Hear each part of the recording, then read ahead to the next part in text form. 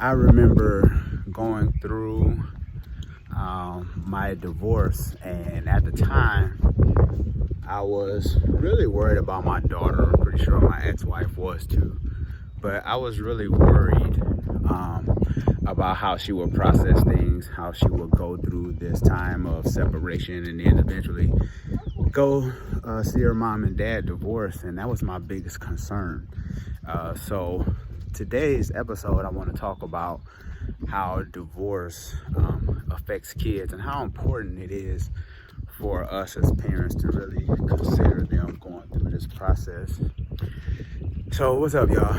This is Sean Heineman again. As you can see, walking, taking the kids on a walk today. You might not be able to see them because they're so little, but anyway, taking the kids on a walk, and as you can see, well, they're just so little, I guess you can't see them right now, but anyway, yeah, like I said, I was really worried about my daughter at the time, and I think she was around 13, maybe 14, and of course she was hurt, but my biggest concern was her stability and how she would do emotionally overall.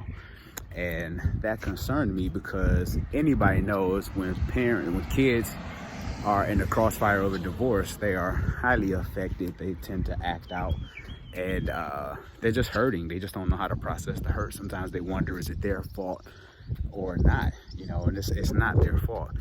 And it was something that really bothered me because I wanted the best for her, and I knew that she was gonna have to go through this painful process. No kid is immune to parents divorcing.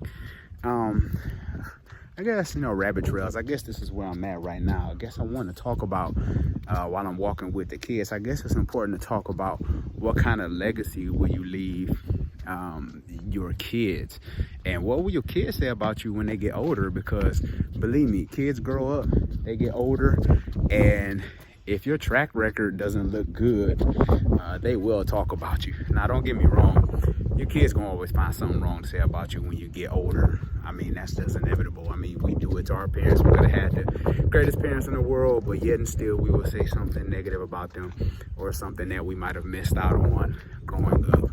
So I get it. But what will your kids say about you when you get older, and when they get older and they start to realize everything that went on growing up as kids? Because we do it now. I look back and I'm thinking, wow, this is all the stuff that my mom went through when I was growing up, and I can see now, and we have those deeper conversations now where we can talk about stuff that I saw growing up as a kid.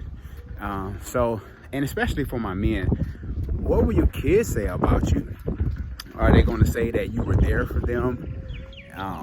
That, come hell or high water, you were there for them regardless of what happened, regardless of how bad the mom talked about you. And that's real too, because you get a lot of bitter women out here who talk bad about the dad, and the child isn't able to recover because of all the negative seeds that the mom sowed into the child. So that's very real. But at the same time, eventually they'll be able to see, oh, dad wasn't as crazy as mom said that he was. That he was a pillar, that he stood there, that he was there, and he wanted the best for me growing up. So you want to be able to be there during those times. I know it's a lot of heartache, I know it's a lot of pain, I know a lot of things really can bother you as a man, but you have to stay the course. I've been through it, man, I get it. But your kids, they need you. They really, I look at my kids, I have 3 small ones and a teenager, and we set the tone as men. We set the tone to where when they get older, especially when you're dealing with your boys, they looking up to you to see what real manhood look like. So a lot of times we end up raising this generation of quote unquote F-boys, for lack of a better term, because we're not in the picture, and we let culture raise them. And then when they get older, we looking at them sideways like, I didn't raise you like that, but maybe you weren't around. So you want to make sure that you're around and set those good morals and values, because I think that's what kids are missing today. I think they're missing good morals and values, and they need to see consistency in your life. And I thank God that, you know, I have my daughter with me now, so I have all my kids, and it's a blessing. It's something that I don't take lightly. And if you paying child support, come on, Jeremiah, let's turn around. Come on, Caleb, let's turn around. Let's go back home. If you're paying child support or whatever it is, you know, that comes with the territory. But even after still paying child support, you still want to make sure that you're spending that time with your child. I don't care if they live in another state, you want to make sure that you get them. I've been through that process as well. So this message, I guess I didn't really try to make it for men, but at the same time, I just wanted to let everybody know, especially for my brothers, what kind of legacy will you leave your children? What will they say about you? Leave a comment below in the comment section. Make sure you subscribe also. I would like to know what you all think about this topic. And also, share this video with a friend, share this with a man, share this with someone who might be going through a divorce, because divorce is real. This is the very reason why I decided to do this video. So I'll make sure to talk to you as well in the next video. If you have any topics or anything you want to discuss, make sure you leave it in the comment section below.